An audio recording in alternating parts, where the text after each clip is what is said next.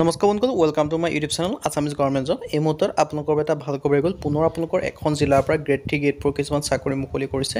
কি চাকৰিৰ লগতে কেনেদৰে আবেদন কৰিব সকলোখিনি কথা এই ভিডিঅ' যোগে আলোচনা কৰা হ'ব। যদি ভিডিঅ'টো ভাল পায় ভিডিঅ'টো লাইক কৰিব, লগতে চেনেলটো ছাবস্ক্ৰাইব কৰি দিব এনেকুৱা ধৰণৰ ভিডিঅ'সমূহ প্ৰতিদিনে পাই থাকিব। আহক আজি মই ভিডিঅ'টো আৰম্ভ কৰোঁ। ভেকেঞ্চিখিনি মুকলি কৰিছে হোজাই জুডিচিয়াৰীৰ ফালৰ পৰা। ইয়াৰ কাৰণে আপোনালোকৰ কিছুমান গ্ৰেড 3 ভেকেঞ্চি আছে আৰু গ্ৰেড 4 ভেকেঞ্চি আছে, পিয়ন আৰু জাৰিকৰৰ ভেকেঞ্চি আছে। আৰু ইয়াৰ কাৰণে অৰ্হতা হৈছে 8, 10, 12 পাছৰ পৰা আবেদনসমূহ কৰি ল'ব পাৰিব।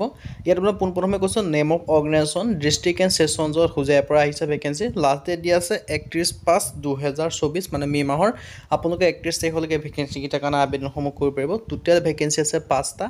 নেম অফ দ্য পোষ্ট আপোনালোকে দেখি হৈছে পিয়ন আৰু জাৰিকৰৰ vacancy. Mode of application offline যোগে আবেদন কৰিব লাগিব। কেটেগৰী আছে state government job. Job location আছে আছাম হোজাই আৰু অফিচিয়েল ৱেবছাইট দেখি হৈছে hojai.decode.gov.in।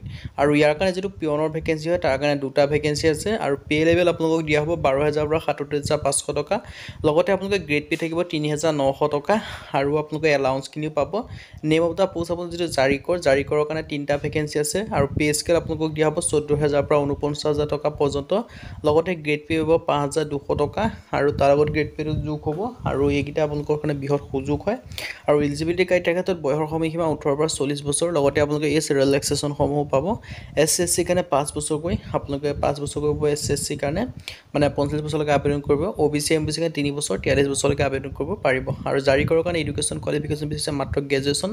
যদি আপোনালোকে গ্ৰেজুৱেশ্যন পাছ কৰিছে যিকোনো ষ্ট্ৰীমৰ পৰা হ'ব পাৰে, BA BSc BCom কোনোবা এটা যদি কোৰ্চ আপোনালোকে পাছ কৰিছে ডিচিপ্লিনত, তেতিয়া আপোনালোকে আবেদনসমূহ কৰি ল'ব পাৰিব জাৰিকৰৰ ভেকেঞ্চিৰ কাৰণে। আৰু যিটো পিয়নৰ ভেকেঞ্চি হয় তাৰ কাৰণে মাত্ৰ বিচাৰিছে 8 পাছ, 10 পাছ, 12 পাছ সকলো কেণ্ডিডেটে আবেদনসমূহ কৰিব পাৰিব। কিন্তু 12 পাছে নোৱাৰিব, 8 আৰু 10 পাছ থকা কেণ্ডিডেটে আবেদনসমূহ কৰিব পাৰিব। আৰু এই ভেকেঞ্চিখনৰ কাৰণে আবেদন কৰিবলৈ আপোনালোকৰ এখন এমপ্লয়মেণ্ট চাৰ্টিফিকেট লাগিব আৰু এখন আছাম গেজেটেড পাৰ্ট 9 ফৰ্ম লাগিব, যিখন আপোনালোকৰ ভিডিঅ' ডেছক্ৰিপশ্যন যিটো লিংক দিয়া আছে তাৰ পৰা পাব। আপোনালোকে গুগল বা কম্পিউটাৰখনত পাই যাব। আৰু এড্ৰেছটো আপোনালোকে এটা এনভেলপ ল'ব। এনভেলপত আপোনালোকে আছাম গেজেটেড পাৰ্ট 9 ফৰ্মখন ফিল আপ কৰিব।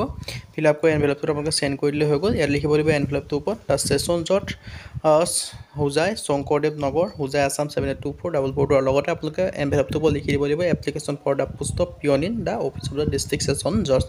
আজি ভিডিঅ' ইমানে। যদি ভিডিঅ' ভাল পালে লাইক কৰিব, লগতে চেনেলটো ছাবস্ক্ৰাইব কৰিব। এনেকুৱা ধৰণৰ ভিডিঅ'সমূহ প্ৰতিদিনে পাই থাকিব। আজি ভিডিঅ'ত লগ পাম।